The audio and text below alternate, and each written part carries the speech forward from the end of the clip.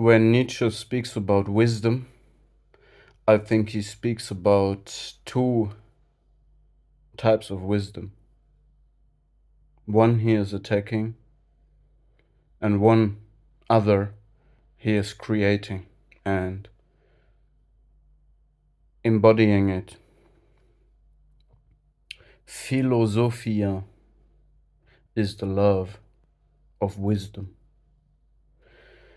And it has always been in a way that a lot of philosophers were men, at least in literature, or in literature, in literature, literally, but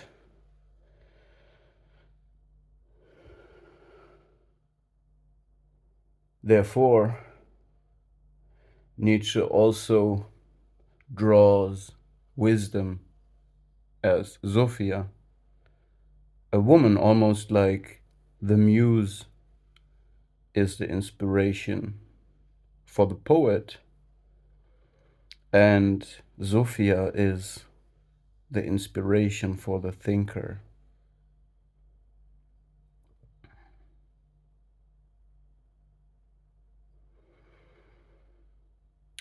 He also draws a parallel between the nature of women and the nature of wisdom.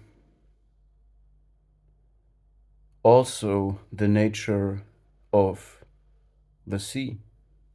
The sea can be very calm and deep, but it can also be very tricky, deceiving, and make dragon ships full of Vikings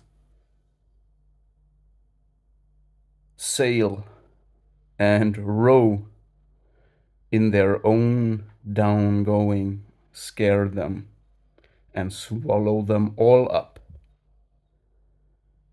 This is Sophia. This is wisdom. Wisdom can be very tricky, and it can deceive and swallow up any man. Like the sea.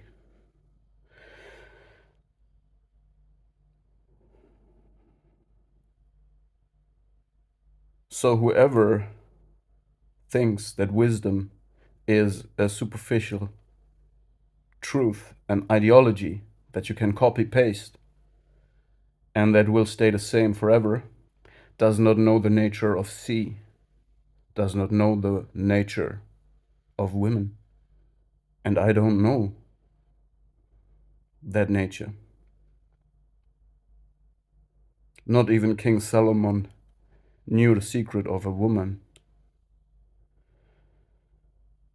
However, Nietzsche also draws parallels between wisdom, and he makes this unbelievable strong poetic claim that I have shared on my community section recently, so you need to subscribe and check it out if you want to read it. The original part. It tastes like seawater. Where he draws this picture of where he questions are stronger than answers. Did you know that? Does wisdom appear like a raven like a raven that is excited by the smell of carrion?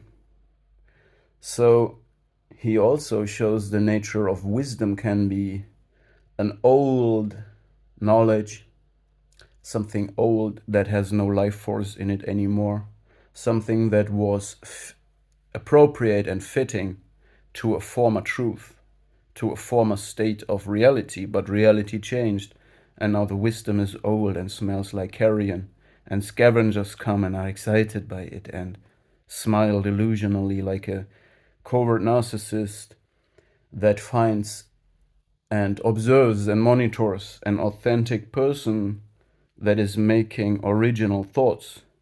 And then the covert narcissist, the crow, the raven, gets excited by this and wants to snatch it and have it for himself. Therefore, the original, authentic person needs to disappear to make space for the shared fantasy of the crow that now got it all and understood and now possesses it.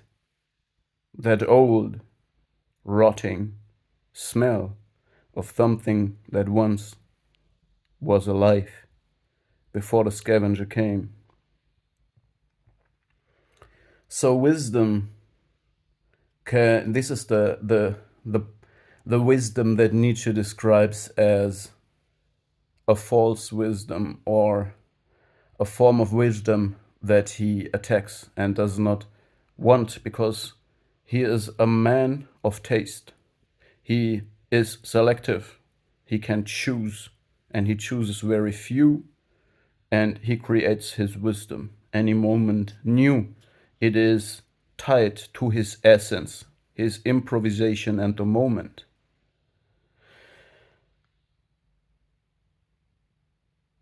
To his libido and potency also, to his presence.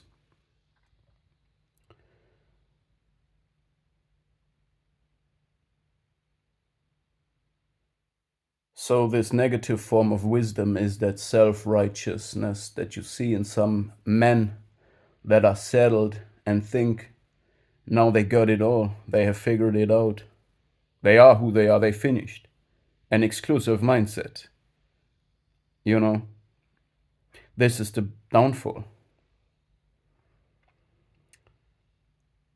They are so super over self-reliant, so super stoic, and they have these prayers that they repeat the same, like these prayer wheels, you know, they repeat the same wisdom. They have so much wisdom and repeat it and repeat it and repeat it, but there's no more life in them. There is no more conquering in them. There is no more adventure in them. There is no more mistake in them. There is just leaning back in self-righteousness, listen to their own voice, looking in the mirror and impressing young and misleading young people around them while crafting a grandiose picture. So this is what Nietzsche does not like.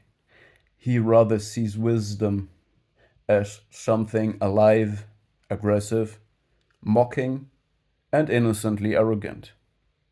Someone who's ready to go and question the king, the self-righteous king.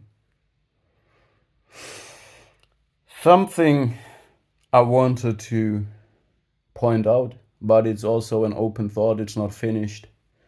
Just wanted to make clear that I believe Nietzsche is talking of two different kinds of wisdom, and I found that poetic description of the crow that is excited by the smell of carrion very, very thought-provoking, and there is a lot of potential. Think yourself, I don't know, it impressed me, it left pictures.